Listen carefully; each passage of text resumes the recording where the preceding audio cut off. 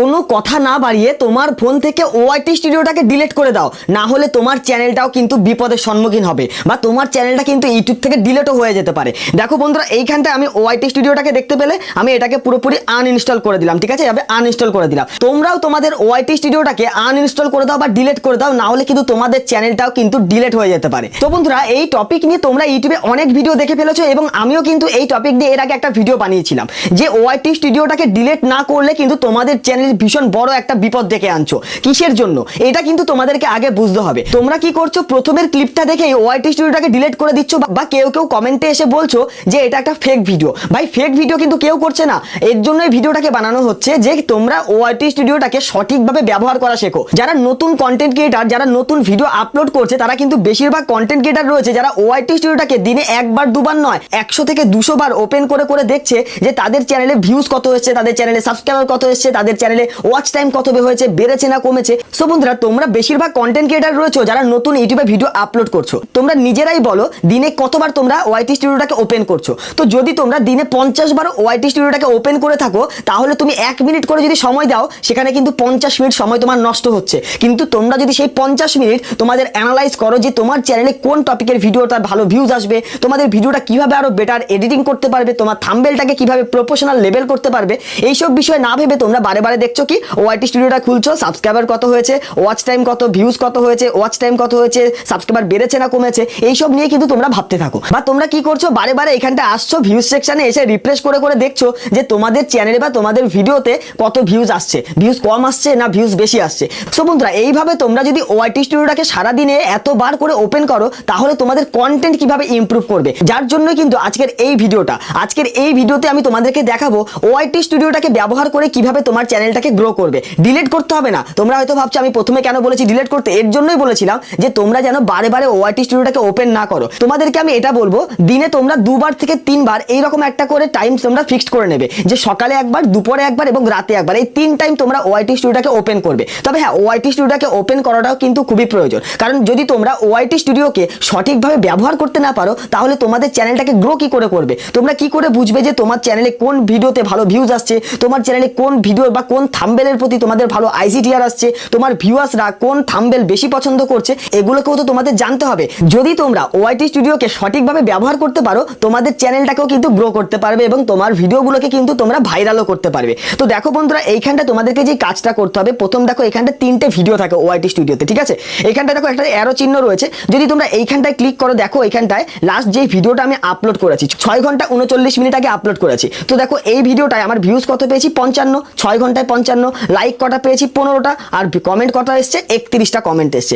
এবার এই ওআইটি স্টুডিওটাকে যদি তোমরা ওপেন না করতে, তাহলে কি তোমরা বুঝতে পারতে যে তোমার ভিডিওতে ভিউজ কত এসছে, তোমার ভিডিওর ইমপ্রেশন ক্লিক থ্রু রেট মানে আইসিটিআর কত এসছে, অ্যাভারেজ ভিউ ডিউরেশন বা ভিউয়ার্সরা কত সময় ধরে তোমার ভিডিওটাকে ওয়াচ করেছে।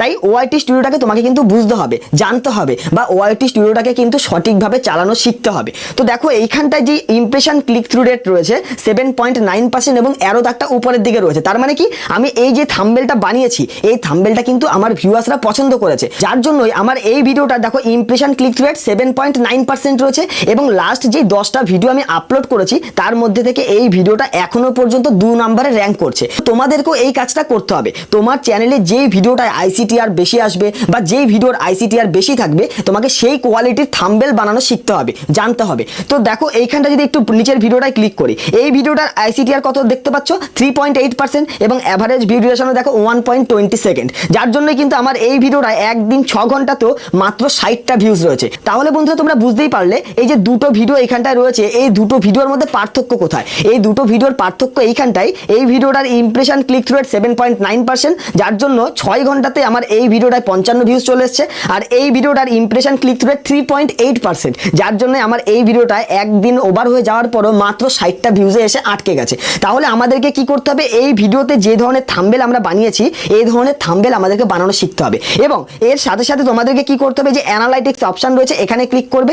এখানে ক্লিক করবার পর এখান থেকে দেখো কন্টেন্ট সেকশনে চলে আসবে। কন্টেন্ট সেকশনে এসে একটু নিচের দিকে তোমরা স্ক্রল করে আসবে। নিচের দিকে স্ক্রল করে আসলে তোমরা এখানটা একটা অপশন দেখতে পাবে, হাউ ভিউয়ার্স ফাইন্ড ইউ। মানে আমার চ্যানেলে লাস্ট 28 দিনে কোন কোন মাধ্যমে বেশি ভিউজ আমি ইনক্রিজ করেছি, বা আমার চ্যানেলটাকে ইউটিউব সার্চে যাচ্ছে, আমার চ্যানেলটাকে কি সার্চ লিস্টে যাচ্ছে, এটাও কিন্তু আমাদের বুঝতে হবে। তো দেখো বন্ধুরা, এইখানটায় প্রথমেই রয়েছে ইউটিউব সার্চ 36.7%। মানে লাস্ট 28 দিনে আমার চ্যানেলে যত ভিউজ এসছে তার বেশিরভাগটাই কিন্তু এসছে ইউটিউব সার্চ থেকে। তার মানে আমার চ্যানেলে যে ভিডিওগুলো আমি আপলোড করছি এগুলো কিন্তু আমি সঠিকভাবে এসইও করতে পারছি, যার জন্যই কিন্তু আমার ভিডিওগুলো সার্চে যাচ্ছে এবং এই যে ইউটিউব সার্চ থেকে এর জন্য কিন্তু আমি বেশি ভিউজ ইনক্রিজ করছি। তারপরে রয়েছে দেখো ব্রাউজ ফিচার 30.4%। ব্রাউজ ফিচার থেকেও কিন্তু আমি ভালো ভিউজ পাচ্ছি। মানে তাহলে তোমরা এটা বুঝতে পারবে যে তোমার চ্যানেলে যে ভিডিওগুলো তুমি আপলোড করছো সেই ভিডিওগুলো কিন্তু তুমি সঠিকভাবে এসইও করতে পারছো, যেই কারণে তোমার চ্যানেলে ইউটিউব সার্চ এবং ব্রাউজ ফিচার্স এই দুটো মাধ্যমে কিন্তু বেশি ভিউজ আসছে। সো বন্ধুরা, তোমরা যদি ওআইটি স্টুডিওর এই যে ফিচার্সগুলো রয়েছে, এই যে অপশনগুলো রয়েছে,